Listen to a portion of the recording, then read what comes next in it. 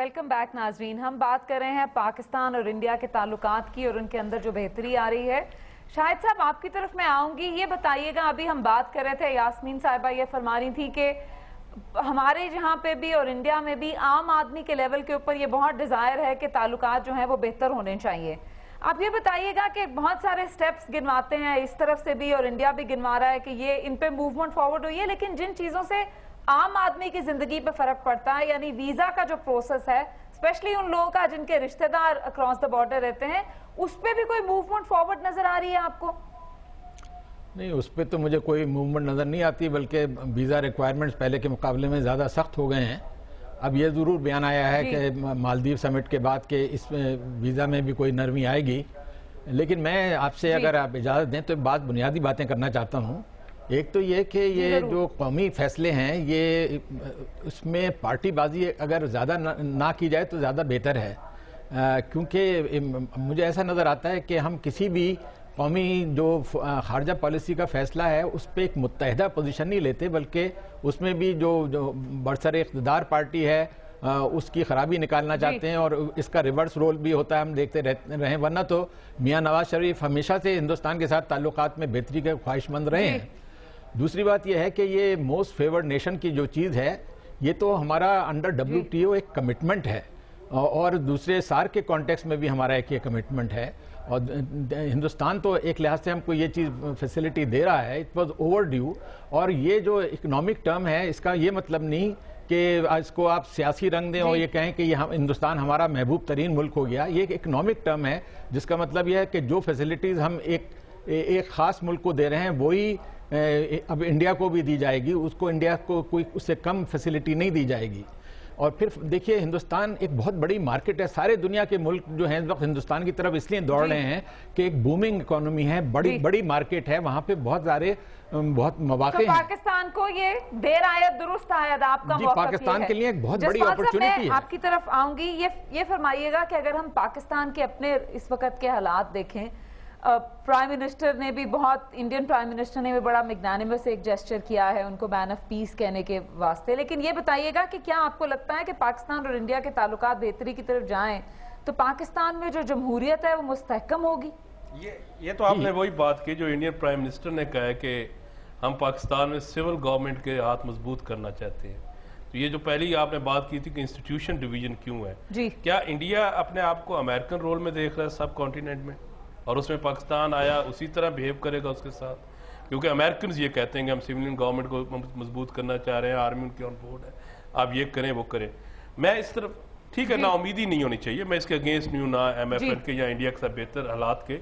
आप 3-4 चीजें गिन लें। वीजा कोई डेवलपमेंट नहीं हुई इंडिया में। आप फरवरी में मैं गया था एज ए एकेडमिक, वहां पे हमें पुलिस रिपोर्ट से गुजरना पड़ा, यहाँ पे यही और होगा।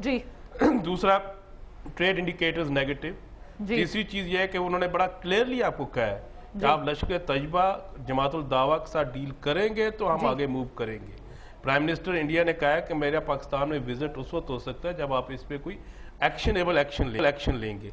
उसके बाद आपने पहले आप समझौता एक्सप्रेस के बारे में बात करते जिसमें इंडियन मिलिट्री ऑफिसर्स इन्वॉल्व थे, उसके ऊपर आपने बात करनी छोड़ दी।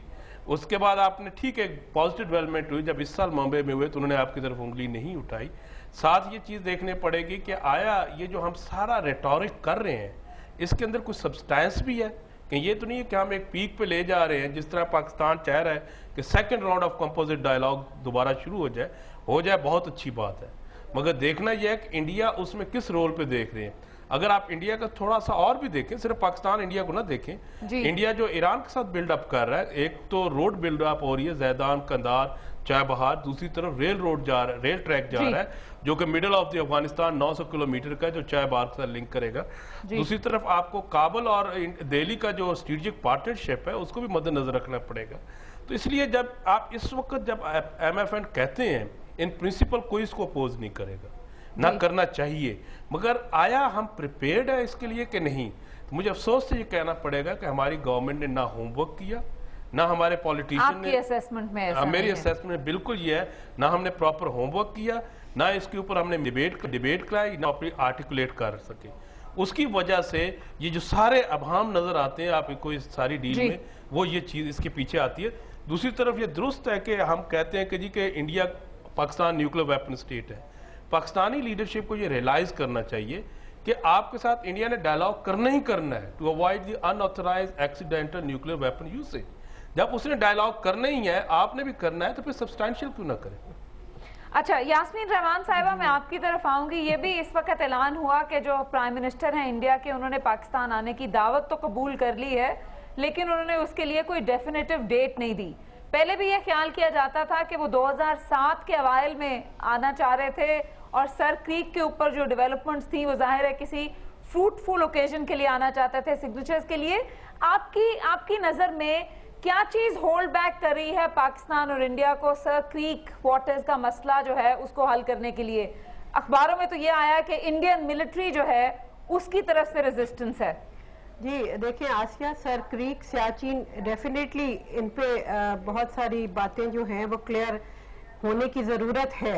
और जैसा आपने कहा कि इसमें ज़ाहिर है इंडियन मिलिट्री का भी एक रोल होगा, पाकिस्तान का भी एक स्टैंड है, और इस पे दोनों हुकूमतों को बैठ के बात करने की सीरियसली ज़रूरत होगी।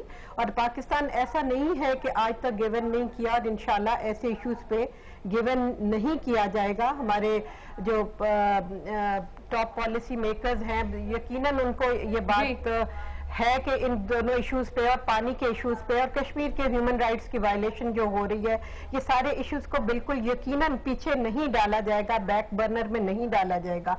जहां तक प्राइम मिनिस्टर मनमोहन सिंह की विजिट टू इंडिया है, तो यकीनन पाकिस्तान है, सॉरी, तो यकीनन हम उम्मीद करते हैं कि वो ये जो भी चीजें होंगी वो डायलॉग के जरिए हल करने की, जैसे कहा गया दोनों ममालिक की ख्वाहिश है। वैसे भी डेमोक्रेसीज डोंट प्रमोट वॉर, हमेशा डायलॉग की बात करती हैं। तो पाकिस्तान में जब वो तशरीफ लाए और इसी तरह फिर हमारे अरबाब इख्तियार वहां जाए, तो बैठ के डायलॉग के जरिए ये चीजें हल हो सकती हैं।